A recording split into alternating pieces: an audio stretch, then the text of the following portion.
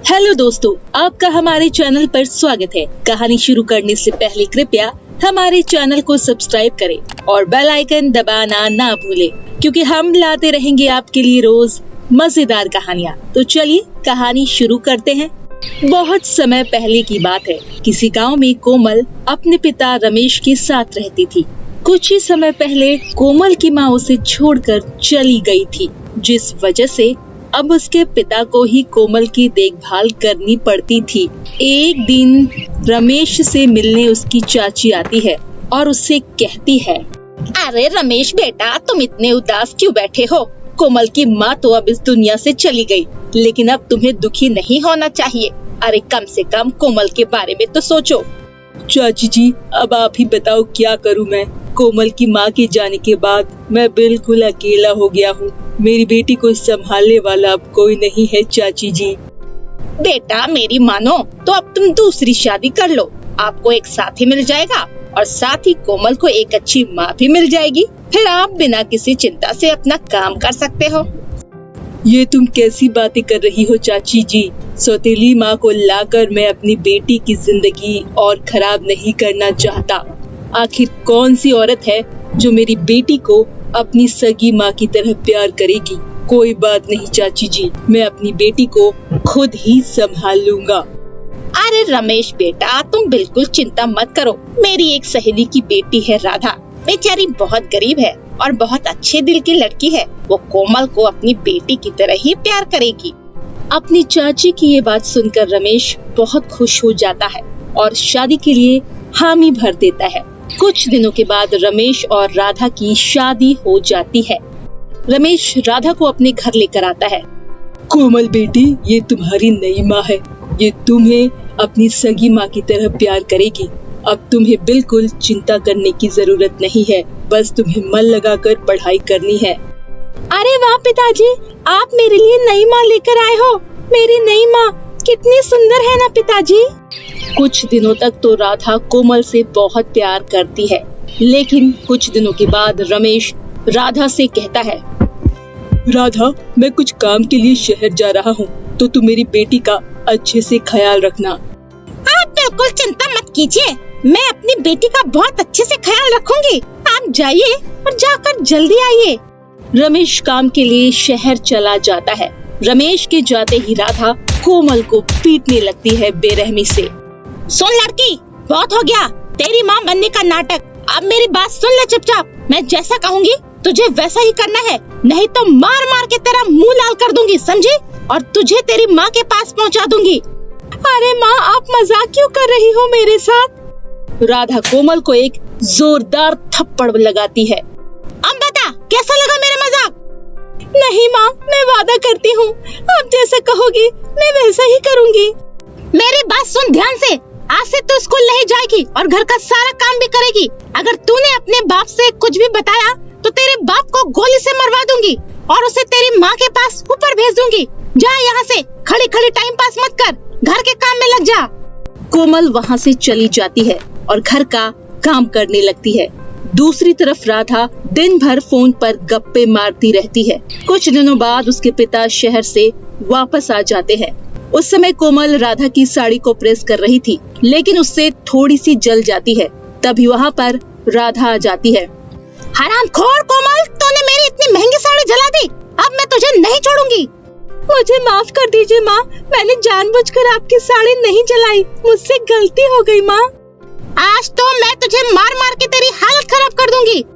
राधा कोमल को बुरी तरह से पीटने लगती है। मुझे छोड़ दीजिए माँ, मुझे मत मारिए, मुझसे गलती हो गई। तभी वहाँ पर उसका पिता रमेश आ जाता है और वो ये सब देख लेता है। अरे ये क्या कर रही हो तुम राधा? तुम्हारी हिम्मत कैसी हुई मेरी बेटी को हाथ लगाने की? अच्छा, तो तूने सब कुछ देख लिया? रमेश राधा को एक जोरदार थप्पड़ लगाता है और गुस्से में राधा भी रमेश को एक जोरदार थप्पड़ मारती है। आज के बाद मुझे हाथ लगाने की कोशिश भी मत करना, नहीं तो तुम दोनों बाप बेटियों को जेल भिजवा दूंगी। राधा की ये बात सुनकर रमेश थोड़ा डर जाता है। अब राधा रमेश के सामने ही कोमल से घर का सारा काम कराती थी और बदले में उसकी खूब पिटाई करती थी। मुझे माफ कर दो बेटी, आज तेरी ये हालत मेरी वजह से हुई है। काश मैं दूसरी शादी ही नहीं करता। कोई बात नहीं पिताजी, एक दिन सब ठीक हो जाएगा, आप बिल्कुल भी चिंता मत करिए।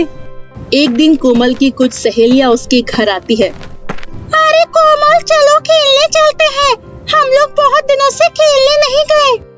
अरे और चिल्लर पार्टी, चलो भागो यहाँ से, नहीं तो तुम्हारी भी कोमल की तरह पिटाई होगी। कंदी आंटी, हमें डराओ मत, हम आपसे डरने वाले नहीं हैं, समझे आप। अभी रुक, तुझे मैं बताती हूँ।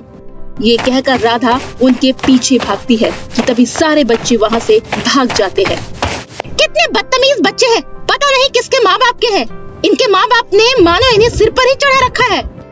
एक दिन कोमल का जन्मदिन था। Happy birthday to you, happy birthday to you dear Komal. Komal बेटा बताओ, आज मैं तुम्हारे लिए क्या लेकर आऊं? पिताजी, मुझे एक अच्छी सी ड्रेस दिलवा दीजिए। तभी वहाँ पर राधा आ जाती है। अरे पैसे क्या पेड़ पर लटक रहे हैं, जो तुझे ड्रेस ला कर दे। जो ड्रेस रखी है वही पहन चुपचाप। तुझे कौन सा कहीं बाहर जाना है, घर में ही रहकर सारा काम करना है सारा दिन। अरे ये तुम कैसी बातें कर रही हो राधा, आज मेरी बिटिया का जन्मदिन है, आज मैं इसके लिए एक अच्छा उपहार लेकर आऊंगा।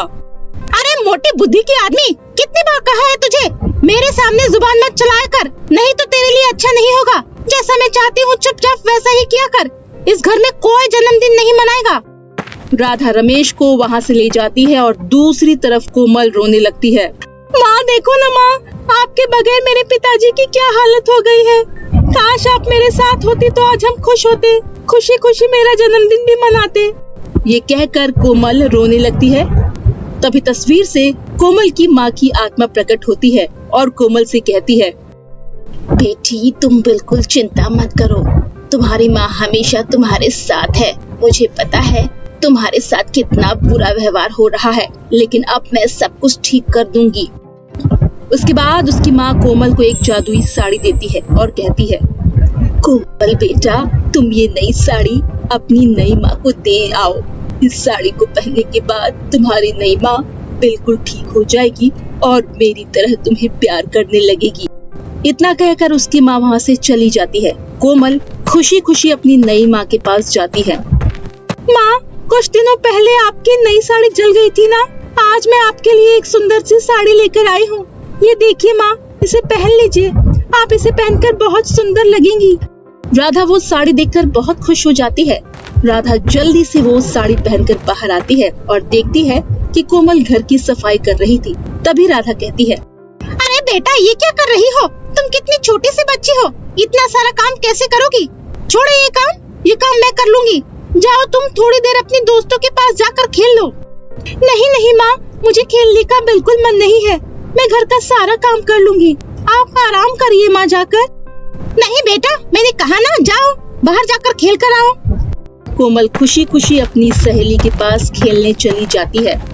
राधा रमेश के पास जाती है और कहती है, अरे सुनो जी, आज हमारे बिटिया का जन्मदिन है, आप उसके लिए एक बड़ा सा केक लेकर आओ और एक सुंदर सी ड्रेस भी लेकर आना। आज हम उसका जन्मदिन बहुत धूमधाम से मनाएंगे। राधा की ये बात सुनकर रमेश हैरान हो जाता है और शाम को कोमल का जन्मदिन बहुत धूमधाम से बनाया जाता है। अब राधा कोमल को बहुत प्यार करने लगती है। एक दिन कोमल अपने पिता को सारी बात बता देती है। ये सुनकर रमेश बेहद खुश हो जाता है और उस दिन के बाद से कोमल अपने परिवार के साथ खुशी खुशी रहने लगती है।